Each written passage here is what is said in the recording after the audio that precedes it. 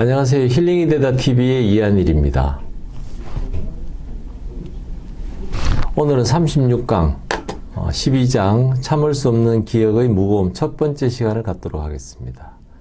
오늘은 도입부 그리고 트라우마의 새로운 얼굴 두 가지 주제에 대해서 말씀드리겠습니다. 먼저 지난 시간에는 11장 비밀의 발견 트라우마 기억의 문제점 네 번째 시간을 가졌고 면담 치료의 유래 또 재판정에선 트라우마의 기억에 대해서 말씀드렸습니다. 잠깐 살펴보고 넘어가도록 하겠습니다. 프로이드가 이제 1885년에 파리로 와서 샬 콧을 만나고 그다음 이제 샬페트리에서 이제 사이코 어널리시스 정신 분석을 치료를 이제 시작을 했습니다. 그 당시에 이제 조셉 브로이어와 같이 이제 일을 했는데 소위 말 이제 히스테리라고 이야기하는 일종의 트라우마에 대해서 그 조셉 브로이어와 이렇게 학술지에 발표한 걸 보면 정말 중요한 게 뭐냐면 이 어떤 과거의 어떤 특정한 기억들은 환자가 어떻게 해결할 이 핸들링이 안 된다. 환자의 처분이 아니고 막 떠오르는 기억이나 이런 것들은 갑자기 불쑥 나타나기도 하고 뭐 이렇다는 거죠, 사실은. 그리고 이런 것들은 언제 없어지느냐면 환자가 이제 정신적으로 안정이 됐을 때는 그리고 이렇게 그거를 정상적으로 이렇게 요약을 할 수 있을 그러니까 일종의 연결되는 스토리로서 그 조각난 기억들이 아니고 연결된 스토리로서 이야기할 수 있을 때 이제 비로소 해결이 된다. 뭐 이런 이야기를 말씀드렸고 이제 1893년에 쓰여진 소위 말하는 이제 토킹 큐어 이야기 치료인 거죠. 이야기를 하면서 결국은 이런 히스테리 같은 그런 증상들이 이제 언제 없어지느냐. 이 본인들이 이제 이걸 갖다가 아주 정확하게 기억을 이렇게 정리를 잘 하고, 그리고 그때 일어났던 어떤 감정들, 그리고 그때 일어났던 일들을 아주 자세하게 이렇게 설명할 수 있게 되면 이제 그때는 이미 끝났다는 거죠. 그러니까 결국 그 면담 치료라는 거는 환자로 하여금 그렇게 이야기를 할 수 있도록 이제 자꾸 이렇게 유도를 하고 안내를 하고 때로는 기다려주고 이렇게 해야 되거든요. 그러니까 사람들이 뭐 요즘도 제가 그렇게 느끼는데 환자가 뭘 이야기하려면 의사도 환자 몇 마디만 듣고는 오케이 알았어. 이제부터는 뭐 내가 알아서 처방하고 갈 테니까 지금부터 내 말 들으세요. 이렇게 되거든요. 아직 환자는 내가 가슴속에 있는 말을 제대로 아직도 하지도 못했는데 의사는 몇 마디 말만 듣고 그래서 이게 이제 면담 치료라는 게 그 당시에 의사가 인내심을 갖고 들어줘야 되는 치료인데 뭐 이제 참 쉽지 않은 거죠 이게. 문제는 이런 면담 치료 자체가 환자의 어떤 그런 트라우마를 치유하는 데 굉장히 중요한 과정이다. 이제 이 부분이거든요. 그러니까 이 트라우마가 일어났을 때 그런 막 이런 에너지가 넘치는 막 반응들 막 이런 것들이 해결되지 않고서는 이 문제가 이제 치유가 되지 않는다는 거죠. 그래서 이런 리액션들은 어떤 게 있느냐면 정말 때로는 눈물로서 또 어떨 때는 막 복수심에 불타가지고 막 저놈 죽여야 되겠어 막 이런 것들이 내 감정으로 표현이 되고 그것이 언어로 표현이 돼야 된다. 이런 언어로 대치가 될 때 비로소 이것이 소위 말하는 이제 정신치료의 과정이다. 그렇게 되면 이제 이 모든 것들이 이제 끝난다고 치료가 된다는 거죠. 그러니까 결국은 앞에서 콜크 박사가 정신과 병동에서 환자들이 이렇게 밤에 한밤중에 간호사실에 와가지고 있는 환자들의 이야기를 가만히 듣기만 해줘도 그 이야기를 환자가 입으로 다 이렇게 해놓고 나서는 마치 해결이 된 것 같다. 치료가 된 것 같다. 뭐 이게 이제 결국은 면담 치료의 한 형태다. 이렇게 이야기할 수 있는 거죠. 그래서 이제 콜크 박사가 이야기하는 게 이제 1989년도에 이제 베트남 상위 군사, 그러니까 보훈 환자죠. 베트남에 참전했던 참전용사가 일부러 이제 이렇게 호주머니에 손을 넣고 상점을 털러 가가지고 마치 이렇게 돈 달라. 그래서 돈을 털어가는 게 목적이 아니고 자꾸 이제 이 상점 지키는 사람한테 이 경찰을 부를 수 있는 시간을 주는 거죠. 그래서 경찰이 와서 합법적으로 자기를 이제 총을 쏴버리면 나는 죽으니까. 근데 그 이야기의 근간에 뭐가 있느냐면 그 월남전에서 죽은 동료가 이 죽은 날이 되면은 이걸 견딜 수가 없는 거죠. 그래서 이거를 콜크 박사가 이제 그런 재판관이 이제 이렇게 의뢰가 왔을 때 그 베트남전에 참전했던 그 군인을 제한 군인을 만나고 네가 지금 이렇게 하려고 하는 행동이 결국은 친구의 죽음에 대해서 네가 지금 죄책감이 있어서 그런 거다. 그걸 이제 본인이 깨닫고 그런 거에 대한 이야기를 듣고 나니 뭐 해결이 된 거거든요. 그러니까 이런 베트남 우리가 이제 사회적으로 보면 강도죠. 강도 같은 상점에 와서 총을 들고 막 이렇게 죽일 것 같이 하는데 돈을 달라고 하는 이 사람을 그냥 사회적으로 재판을 해서 이 사람은 일종의 이제 강도 미수죄가 되겠죠. 강도 미수죄니까 뭐 얼마의 형을 살도록 해줘 버리면 이 사람의 문제가 해결되지 않는다는 거죠. 근데 이거를 그렇게 처리하지 않고 이분을 정신과적인 문제가 있다고 보고 정신과 의사한테 와서 치료를 받도록 했는 그 재판관이 제가 보기에는 아주 참 지혜로운 사람이다. 적어도 이 개념을 가지고 있지 않았을까. 뭐 이런 생각을 하게 되는 거죠. 어떻게 의사들, 혹은 이제 경찰관들, 혹은 뭐 사회복지시설에 일하는 사람들, 혹은 뭐 재판관들, 이런 사람들이 이런 것들을 알고 거기에 맞는 제대로 대처할 수 있도록 할 것인가. 혹은 환자들 스스로도 내가 지금 가서 막 이렇게 상점을 터는 것처럼 하고 마치 경찰이 나를 총을 쏴주기를 바라는 그 생각의 그 무의식에는 뭐가 있는지를 혹시 알 수는 있을까? 그런 행동의 이면에 무엇이 있는지를 과연 환자들이 알 수 있을까? 이제 여기에 대해서 이제 콜크 박사가 정말 이 면담 치료에 대한 설명을 하면서 참 의문을 가졌었다. 이걸 이제 지난 시간에 말씀드렸습니다. 재판정에서는 트라우마는 이제 폴 실리라고 하는 전 가톨릭 신부에 대해서 어쨌든 다른 사람들은 이렇게 가톨릭 교구에서 아마 노력을 해서 합의가 다 됐던 것 같고 줄리안에 대해서만 유일하게 이제 기소가 된 거죠. 그래서 2005년 2월 달에 법정은 그 셸리라는 그 전 신부에 대해서 그런 12년 정도의 형을 이렇게 선고했다.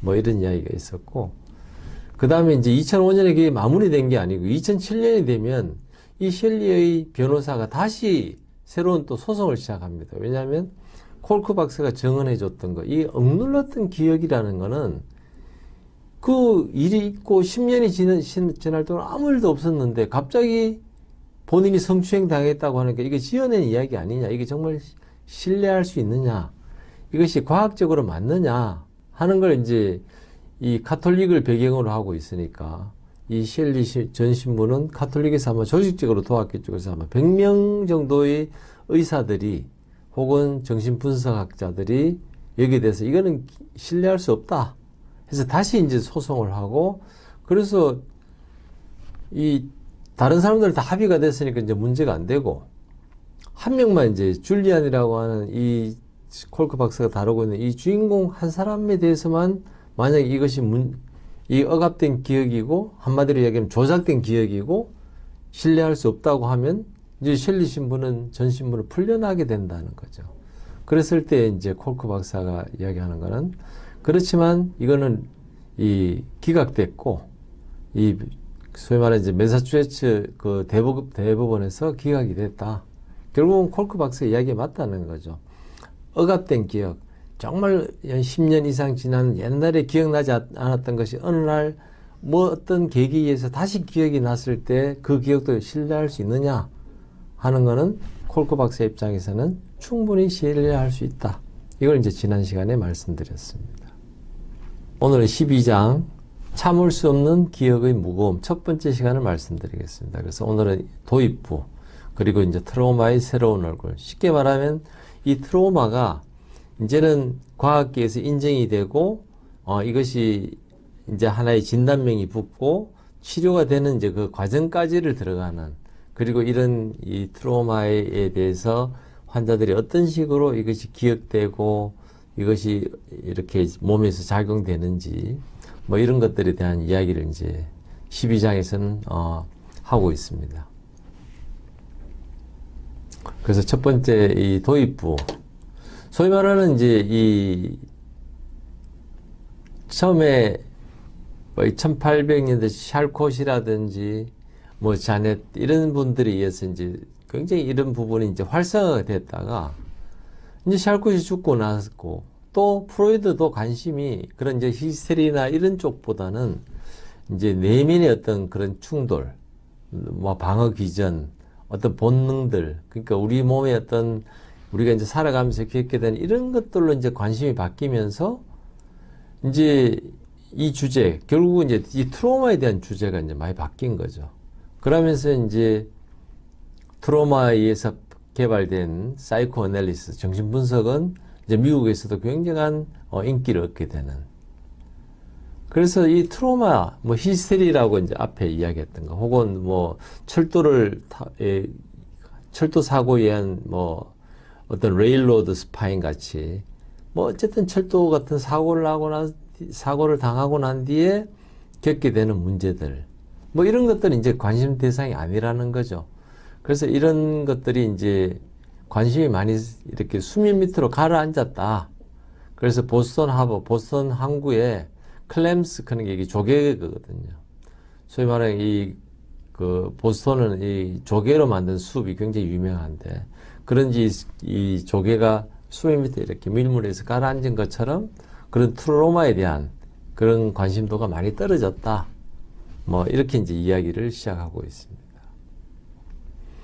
그렇지만 그것이 오래 가지 않았던 것은 1914년에 1차 세계대전이 터지면서 그 이제 전쟁터를 겪었던 수많은 뭐 수십만이죠. Hundreds of thousand니까 수십만의 이 장병들이 겪는 이상한 형태의 증상들, 뭔가 의학적으로 설명되지 않는 거, 그 다음 기억장애, 이제 이런 것들이 그 당시에 어떤 그 이제 영화로, 그때는 이제 벌써 뭐 영화 필름으로 만들어졌으니까 이런 것들이 이제 유튜브에도 나와 있다는 거죠.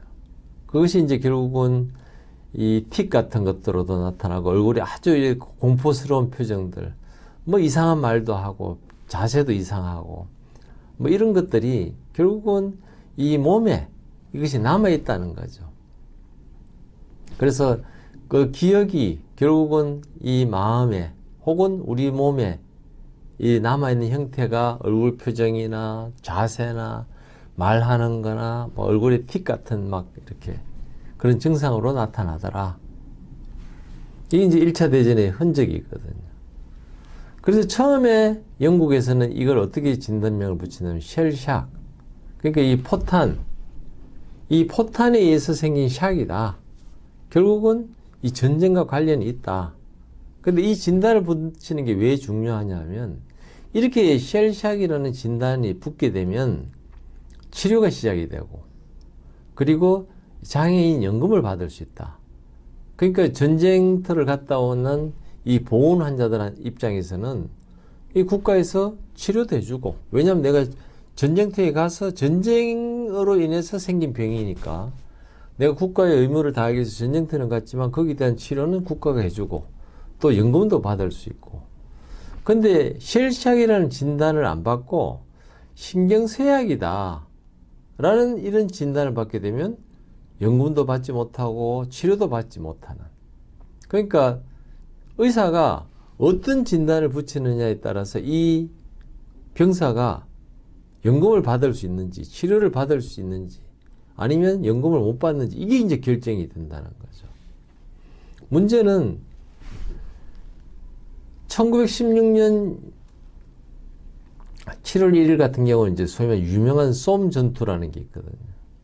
여기에 단 하루 동안에 영국 군인 57,470명의 희생자가 있었다. 그 중에 19,000명, 거의 2만 명 가까운 사람들이 죽었다는 거죠. 1차 대전이 굉장히 끔찍했던 게, 그 과거에 전투하는 그걸 하면서 그 당시 이제 이 비행기라든지 혹은 기관총이라든지 대포 이런 무기들은 굉장히 발달했는데 그러니까 이래 숨어서 정말 은폐와 은폐라 그러죠. 막 숨어서 이걸 전쟁을 하는 게 아니고 개활지에 그냥 오픈 스페이스에 그 기병사들을 걸어가게 하고 뭐 기관총을 맞고 대포가 떨어지고 포탄이 떨어지고 이런 장면들이니까 하루 만에 뭐 그러면서도 그때 사령관은 거기에 대해서 전혀 뭐 미안해하지도 않고 뭐 어쩔 수 없지 뭐 전쟁하려면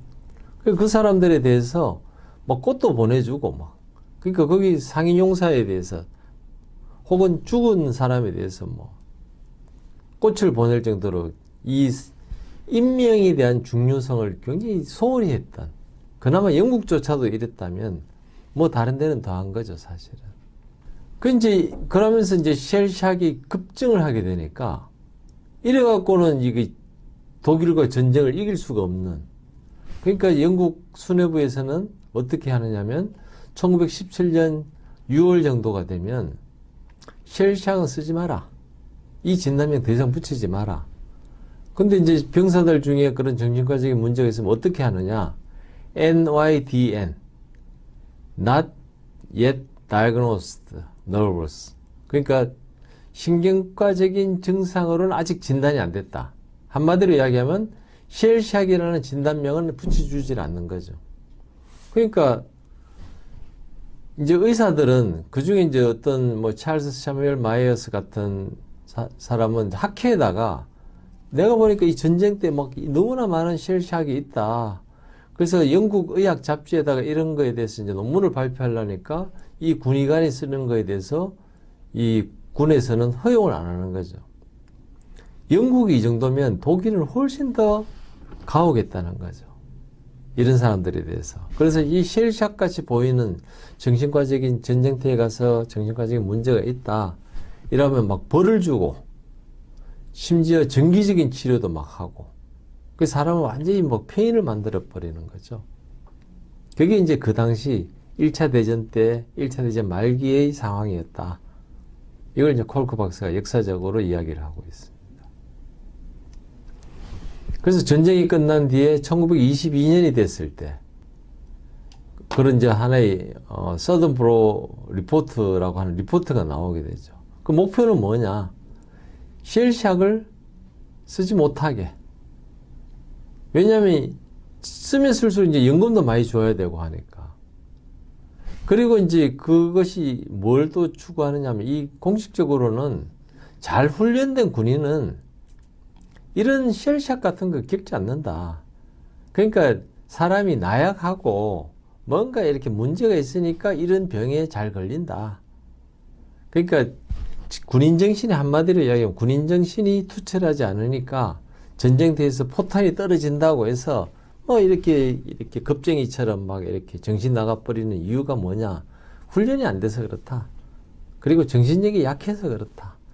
이게 이제 1922년까지의 상황이거든요. 이 영국 상황이라는 거죠. 그럼 미국은 어땠느냐? 뭐 미국도 별반 다르지 않죠. 그래서 이제 1918년 전쟁이 끝나고 돌아왔을 때만 해도 뭐 아주 국가적인 영웅으로 막 이제 환대를 받고 그러니까 이제 미국 의회는 어떻게 결정하느냐면 그 전쟁터에 있었던 하루당 1.25불 아마 1924년에 하루에 1.25불은 그런 대로 아마 액수가 괜찮았을 겁니다. 근데 지급해 주는 거를 1945년까지 늦춘다는 거예요. 20년 동안 보류했다. 그러니까 예산을 확보도 안 하고 처음에는 막 이렇게 전쟁 영웅 대접해야 되니까 막 의회가 통과는 시켰는데 비용을 마련할 방법이 없으니까 뭐 이렇게 지불은 늦춰버리고. 그 1차 대전에 갔다가 뭐 이렇게 팔다리가 잘리거나 부상당하거나 눈이 멀거나 이런 정신과적인 문제를 앓고 이런 이 보훈 환자들에 대해서 지불을 안 하니까 이제 군인들이 화가 나는 거죠. 그래서 어떤 일이 생기느냐 하면 소위 말하는 이제 보너스 마치 이 돈을 달라.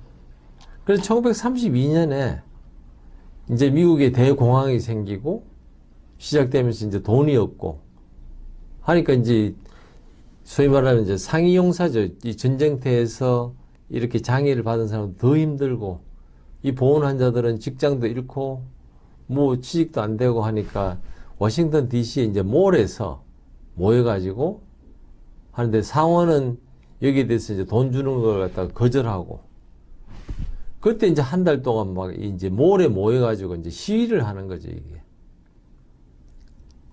그때 미국의 대통령은 후보 대통령이었는데 후보 대통령은 이 사람들을 달래서 그래 의회를 내가 설득해서 돈을 주도록 하겠다 이게 아니고 군대를 동원해 갖고 이걸 이제 썰어버리는 거지 정리를 거기를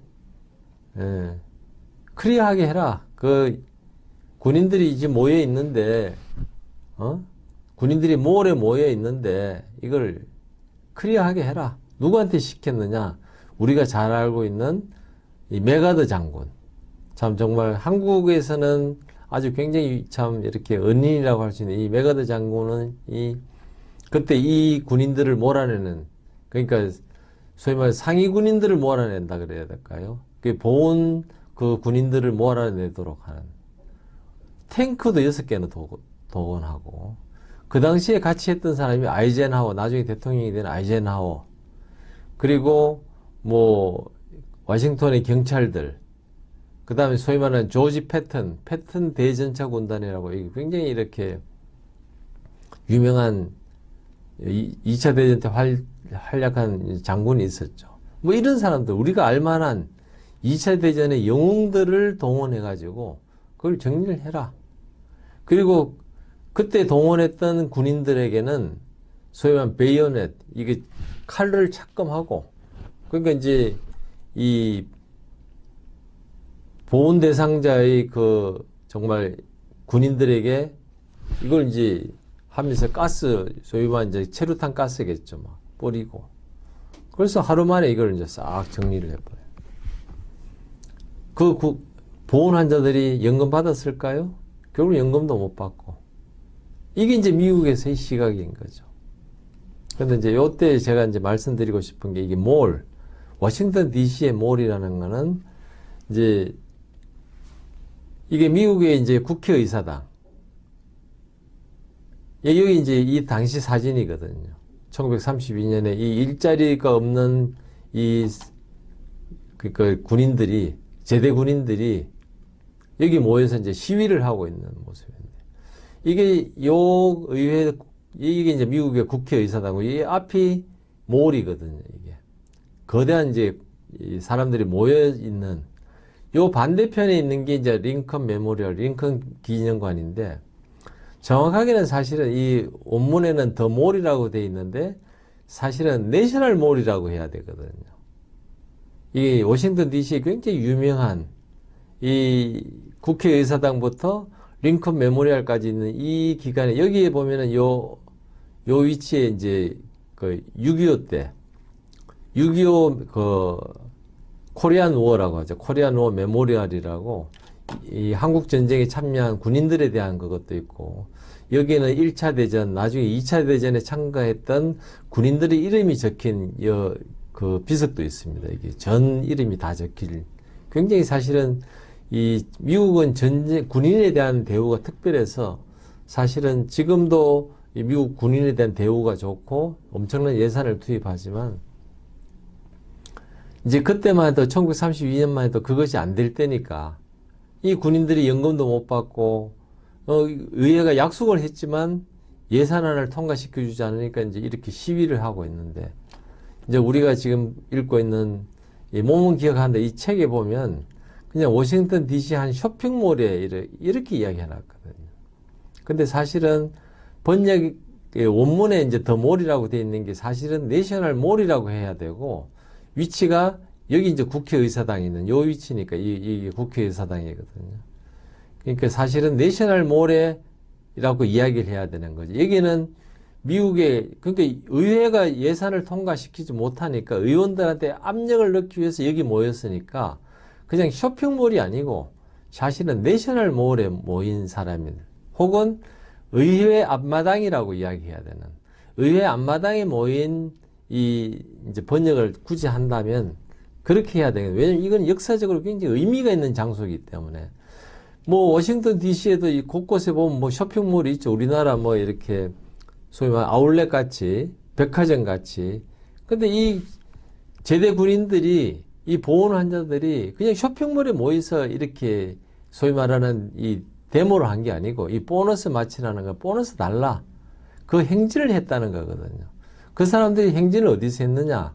이 국회의사당에서 이 앞으로 뭐 이 몰에, 내셔널 몰에서 했다. 이걸 이제 제가 보기에는 번역자가 아마 이 부분을 놓쳤는데, 놓친 이유가 원문에 더 몰이라고 그냥 단순히 돼 있다 보니까, 콜크 박사도 내셔널 몰이라고 적어야 되는 걸 놓치고 그냥 더 몰이라고 하는, 그냥 대문자로 돼 있는 이 정도만 하면 알아듣지 않을까 했는데, 번역한 분은 이런 개념이 없이 그냥 아마 워싱턴 DC를 안 가보셨거나 그러다 보니까 그냥 워싱턴 DC 한 쇼핑몰이라고 하는 좀 약간 어처구니 없는 뭐 그런 번역을 했는 게 제가 보기에는 좀 안타깝다, 뭐 이런 생각이 듭니다.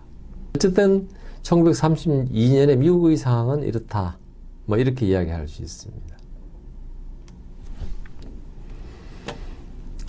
그 이제 어쨌든 이 뭐 영국이든 미국이든 어쨌든 전쟁에 참여해서 쉘샥이라고 진단, 지금 같으면 이제 PTSD로 진단이 되겠죠. 이것이 안 됐지만 그 당시에 아까 그 앞에서 우리가 인용했던 레마르크의 서부전선 이상 없다라고 이야기하는 그 책에 있는 주인공이 이렇게 이야기합니다. 책 안에서 내가 내 감정을 잃어버렸다. 나는 어느 누구에게 속해 있지 않고 나는 마치 외계인과 같이 있다. 나는 혼자 떨어져 있는 걸 좋아하고 누구한테 방해받는 게 싫고 나는 그 사람들과 어떤 관계를 가질 수도 없고. 그러니까 쉘샥을 당한 사람들이 그 트라우마에 갇혀 있다는 거죠. 그래서 이제 이 서부전선 이상 없다라는 굉장히 유명한 All Quiet on the Western Front라고 하는 이 유명한 책은 1930년에 헐리우드에서 영화로 만들어지고 아카데미 상도 받았다, 뭐 이런 이야기가 있습니다. 근데 이 똑같은 책에 대해서 그래도 미국은 이 정도 대접을 해줬다면 히틀러 입장에서 보면 어땠을까요? 이거는 뭐 끔찍한 책이거든요. 이 군인들을 아주 나약하게 만드는 책이다. 그래서 나치가 정권을 잡았을 때 제일 먼저 했는 게 이 책은 폐기돼야 된다. 그래서 광장에서 훔볼트 대학의, 베를린 훔볼트 대학의 광장에서 불태워지는. 그러니까 뭐 나치 입장에서는 이거는 뭐 일반 사람들이 읽어서도 안 되고 이런 병의 존재 자체도 알려서는 안 된다. 아마 이렇게 이야기했을 것 같습니다. 결국은 이 트로마를 받은 사람들에 대해서 케어를 해줘야 되고 치료를 해줘야 되고 연금도 줘야 되고 하는 이런 것들이 인정이 안 되다 보니까 이게 결국은 사회에 또 다른 영향을 주고 그래서 결국은 파시즘 혹은 군국주의가 1930년대에 나타나게 되는 빌미가 됐다. 뭐 콜크 박사는 이까지도 이제 생각하는 거죠. 왜냐하면 1차 대전을 해결하기 위해서 이제 소위 말하는 베르사유 조약이 에서 독일에 대해서 과도한, 너희들은 전쟁의 주범이니까 전쟁 비용을 너희들이 내라. 그러니까 독일은 뭐 방법이 없는 거죠. 독일 사회는 안 그래도 지금 전쟁도 져가지고 힘든데 배상금까지 물어야 되니까 이 독일 사회가 어떻게 가느냐면 전쟁에서 졌는 군인들에 대해서 분노를 가지는 거예요. 너희들이 전쟁만 이겼어도 우리가 이런 고생 안 할 거 아니냐.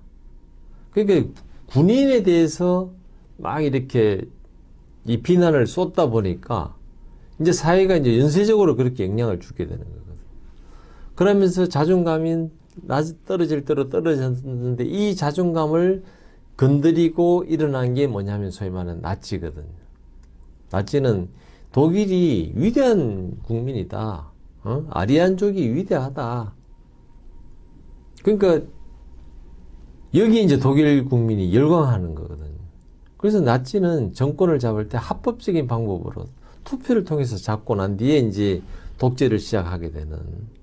그래서 이런 트로마나 이런 부분에 대해서 이 군인들에 대해서 정말 이 사람들이 정말 죽을 포탄이 막 떨어지고 기관총이 막 이렇게 주위로 날아다니고 이런 상황에서 겨우 살아왔다. 이 사람들을 도와줘야 된다가 아니고 너희들은 정신이 나약해서 이 전쟁이 졌잖아. 너희들 때문에 전쟁이 진 거야. 이것이 결국은 파시즘과 군국주의로 가게 되는 뭐 이런 상황이 될 정도로 연쇄 반응이라는 거죠. 그러니까 제대로 진단하고 그거를 군인들에 대해서 케어를 해야 된다. 이게 이제 콜크 박사가 하고 싶은 아마 이야기일 거라고 생각합니다. 이제 트라우마의 새로운 얼굴에 대해서는 이제 1차 대전이 어쨌든 뭐 그리고 난 뒤에 트라우마, 쉘샥에 대해서 인정을 안 하고 연금이 부족하니까 연금도 보류하고 미국도 똑같은 일이 일어났다.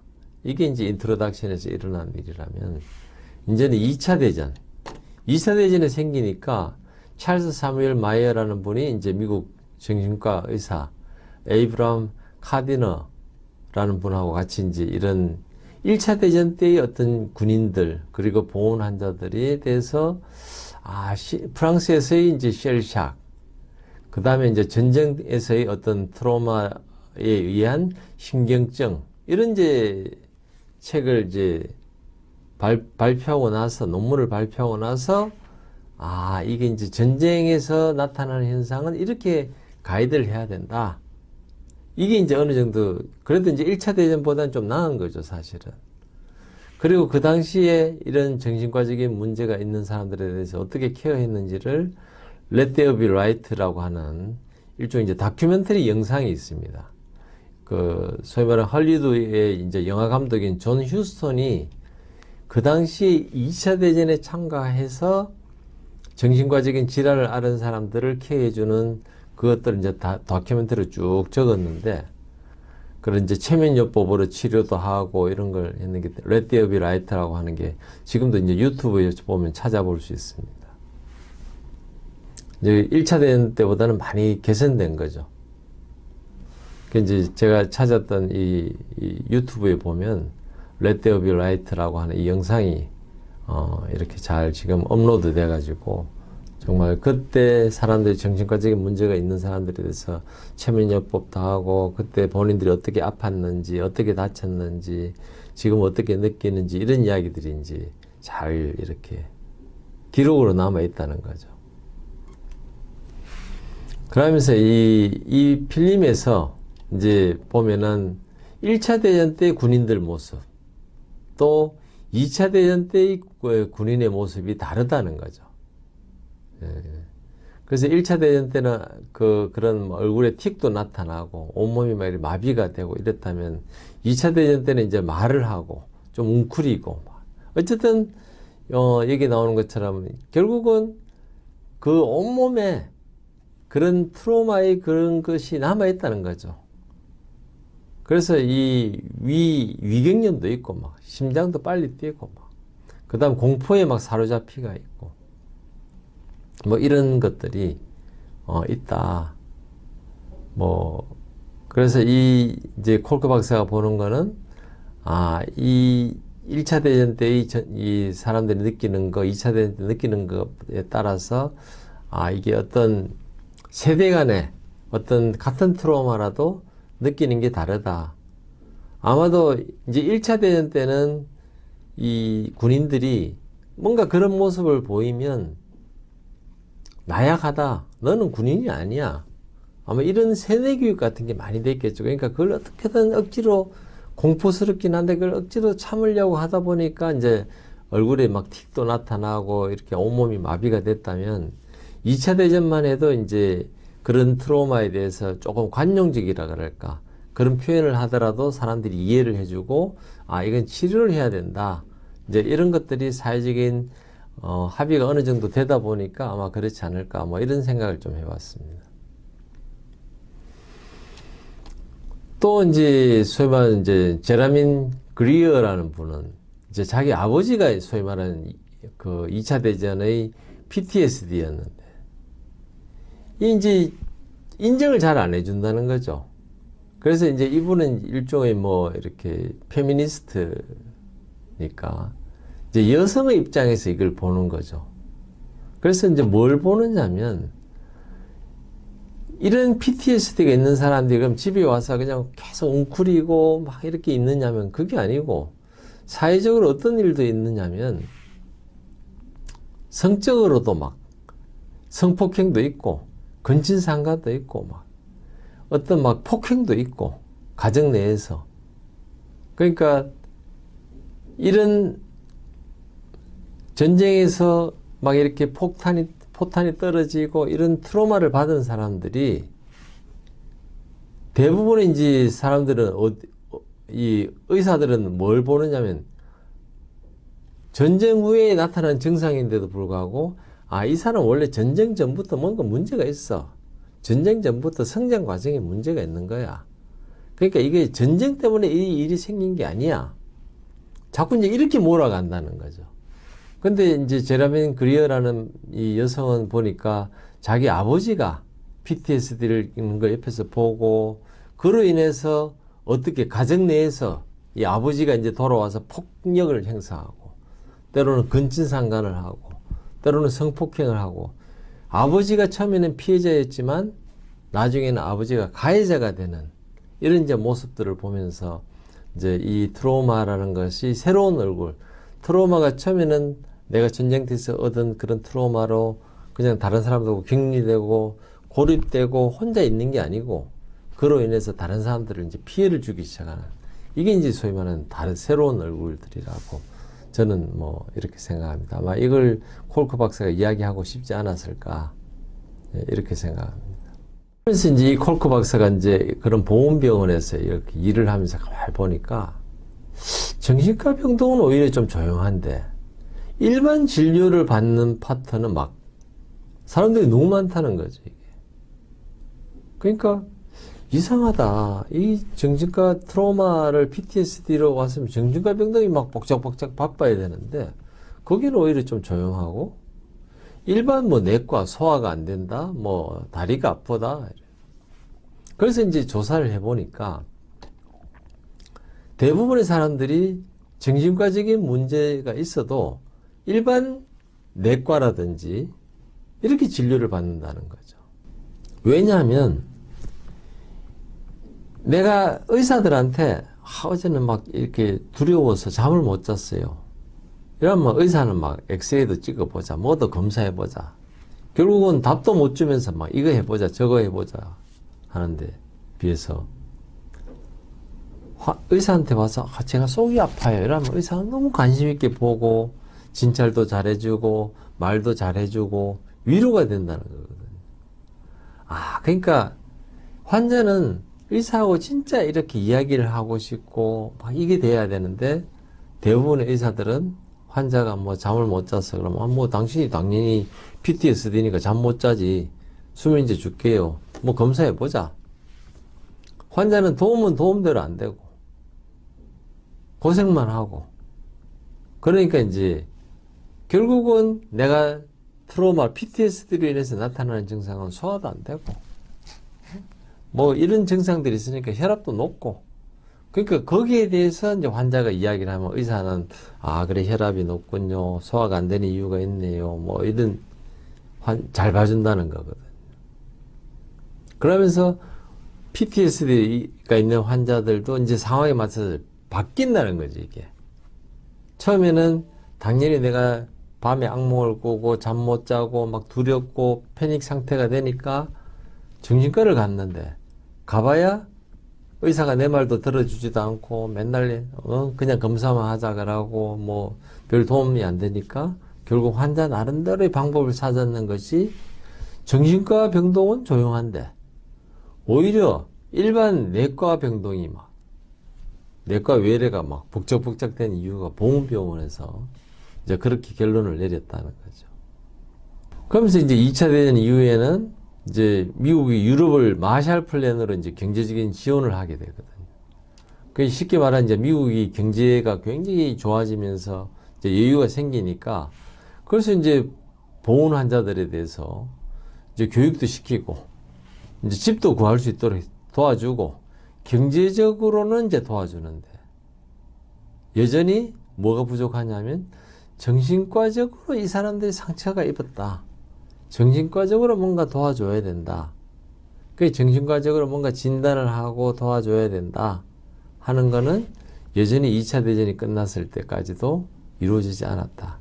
그러니까 이제 1800년 후반에 소위 말해 히스테리라고 하는 질병, 그 이전에 이제 소위 말하는 철도 사고, 레일로드 스파인 같은 철도 사고에 의한 뭐 이렇게 척추 증상들, 혹은 뭐 이렇게 프로이드에 의한 어떤 히스테리, 이제 이런 단계에서 1차 대전을 거쳐서 이제 2차 대전까지 아직은 소위 말하는 PTSD라는 개념도 아직 세워지지 않고 연구도 안 돼 있으니까 당연히 전쟁에서 겪었던 보온 환자에 대한 뭐 정신과적인 도움은 여전히 안 되고 있었다. 이제 이런 이야기인 거죠. 다음에는 12장 참을 수 없는 기억의 무거움 두 번째 시간, 트라우마의 재발견, 억눌린 기억의 과학적 특성, 그리고 일반 기억과 트라우마의 기억 차이, 뭐 이런 내용에 대해서 37강에서 찾아뵙도록 하겠습니다. 시청해 주셔서 고맙습니다.